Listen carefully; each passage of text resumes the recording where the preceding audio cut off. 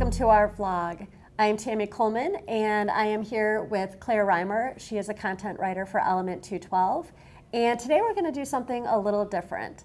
So in the years past, businesses were really focused on connecting with millennials and learning how millennials purchased and what they wanted and how they made their buying decisions. Well, today we're going to talk with Claire about the Gen Z and how they're making their purchases and what decisions, what goes through their minds when they're making a purchase decision. So we're going to jump right in and do this Q&A style and just learn a little bit more from Claire. So the first question is, nearly 2/3 of Gen Zers follow influencers from a study that was done. And 50% trust their recommendations, like from celebrities. And right now we're seeing a lot about like blocking celebrities. So there's this whole thing right now going on about influencers and regular people influencers versus celebrity influencers. So I'd love to hear from you, like, do influencers influence you when you make a purchasing decision? I would say yes, most of the time.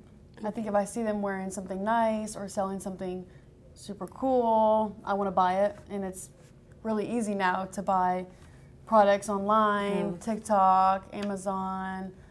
It's just a quick, easy swipe your card and you get it. So they do influence me quite a bit. Yeah.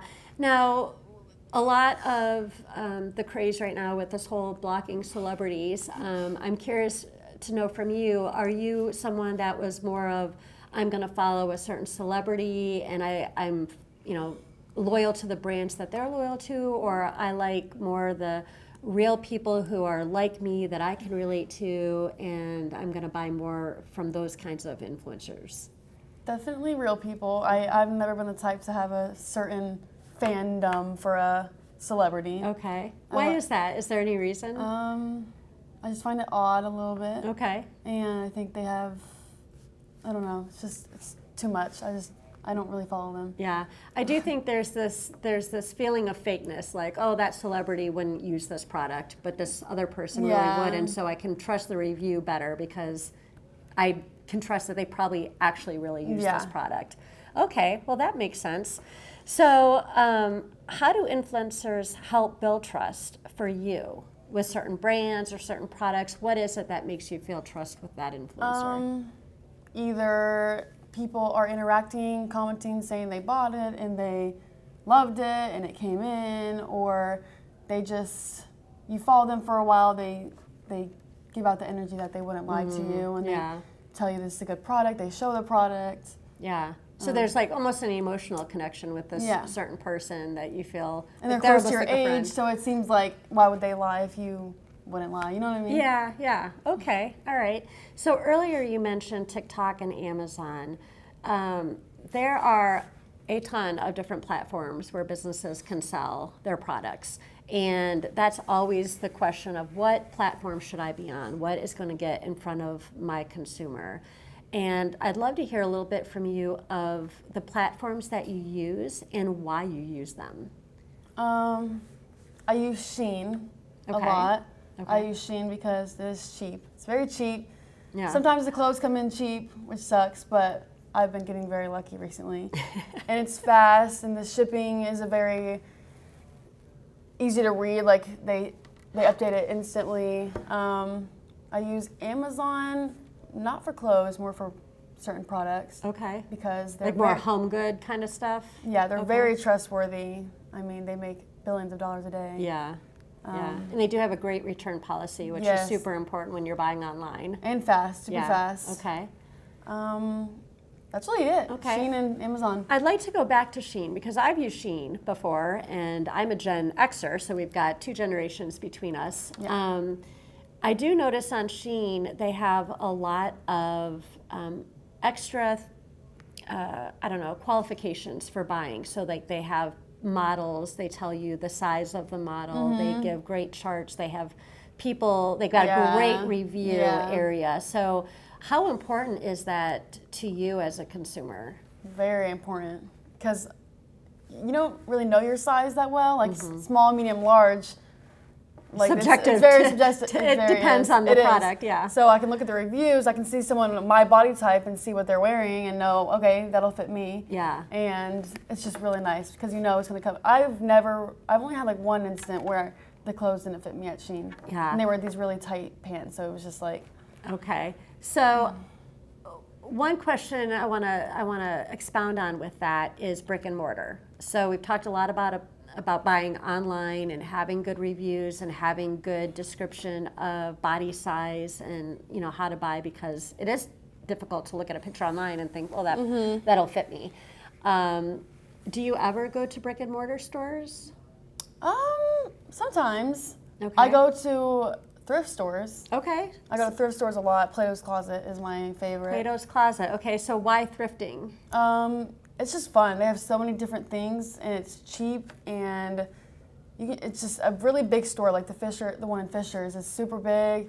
You can just look around. There's so many different clothing items for like $10 or less. Okay. And I don't know. I used to go to malls and more expensive stores, but it's just not. I don't know. Not worth it. It's the not value worth it. isn't No, there. it's not. Okay. And Plato's has clothes from other stores, Yeah. just for cheap. Sounds like Marshall's too. That's like another yeah, one Marshalls. and I think that's one that you've mentioned before that Marshalls, you've shopped TJ at. Maxx. So it sounds like finances are a big thing, obviously, for your generation.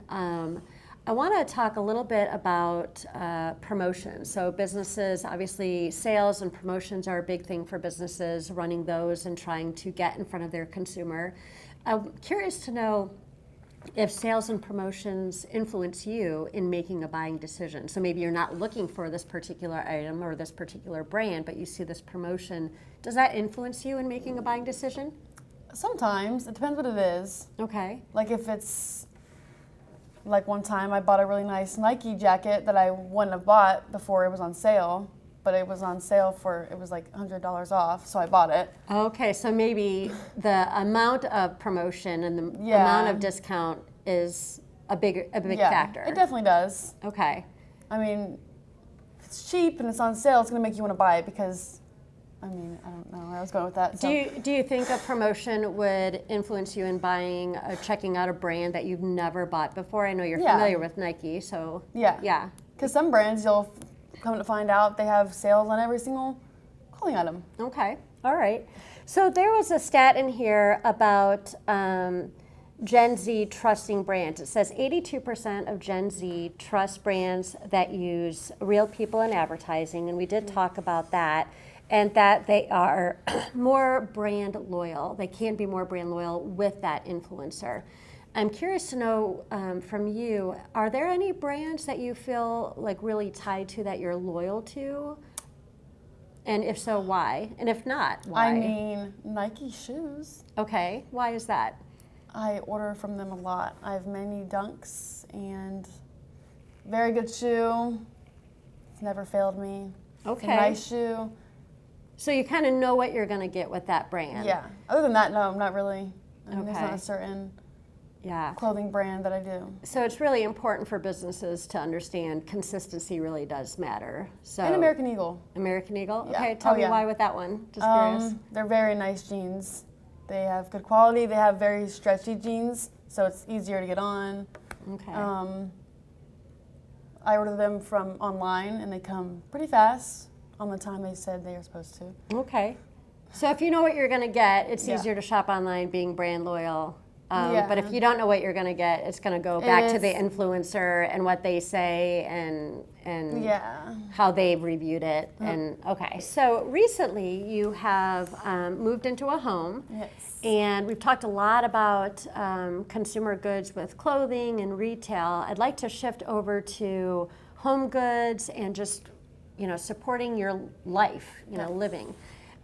So first off, I just want to learn a little bit about how you make buying decisions. Like say you had to replace your refrigerator or your washer and dryer. Mm-hmm. What are the processes or steps that you would take in, checking out companies and making a purchase decision? I'll probably research first. I Okay. would look at reviews, and then usually I would move it to TikTok, search it up on there, and see what real people are saying, see what they're Okay. thinking about it, see what the comments are saying. That's how I do make most of my decisions. Okay. And then I'll usually look on Amazon, see the price, look at the reviews on there as well, and buy it and hope for the best, really. So, so what I didn't hear is I look at Amazon, check out the pricing, and then I go to some local stores like Lowe's or Home Depot. Yeah, I do go to local stores. I got my couch from Big Lots. So. Okay. So do you compare pricing online versus what's in the store to decide where you're going to buy from? Yeah, which it was more expensive in the store, but for a couch, that was probably the better idea. Why is that? Better decision. Because on Amazon, they just didn't look as comfy. The couch was very nice from Big Lots. Yeah, ones from Amazon were cheaper, but then you're going to get what you get what you buy. You get what you pay for. That's always a fact. And you can try it out, right? So there are certain things like clothing, it's a little bit different. You know, the big thing is does it fit? But when you're buying an item for your home or that you're going to be sitting on or using a lot within like a kitchen, seeing how it works and functions, its actual size. Home good, I would say, is more an in-person. Okay. So the big things that I heard there are reviews. Reviews are super important to you. Is that the first thing that you really look at even before price? Yes. Okay. So reviews really matter. And then, so the written reviews, stars, and then actual, you said you go to TikTok and you look at what people actually say about it. Yeah. Okay. And I do know on TikTok they do a lot of demos, right? They'll like go through the product and kind of talk through. So is that helpful? Yeah. To see like a real demo of the product and how they're using it. Okay. And then price is kind of the last thing then after all of that. That's interesting. Okay. But price does make a difference for you? It does. Yeah. Okay. So if it's cheaper in brick and mortar than online, you're going to buy it? Yeah. Okay. All right. So one other question I wanted to ask is that question of what percentage of shopping do you do online versus in brick and mortar, would you say? I would say 92% online. Really? Yeah. Wow. 8% brick and mortar, yeah. Okay. Okay. That's interesting. And would you say for the majority of the brick and mortar shopping is more for home goods stuff? Yeah. Okay. More home good, yeah, definitely. Or just a quick, I needed this outfit for tomorrow, so I'll just go to a store and hope they have it. Okay. Other than that, it's online. So if a business wanted to get in front of you, what advice would you share with the business of, you know, these are the things that are really important to, you know, people my age as we're moving into becoming serious buyers for home goods and other things. What advice would you give to them? The advice that I would give is to have an easy website to navigate, easy reviews to be able to get to, and also include videos. It's nice when you can include videos and see the actual product all like 360 or, and then also with brick and mortar stores and online, if they could include almost like a link to how to build. Yeah.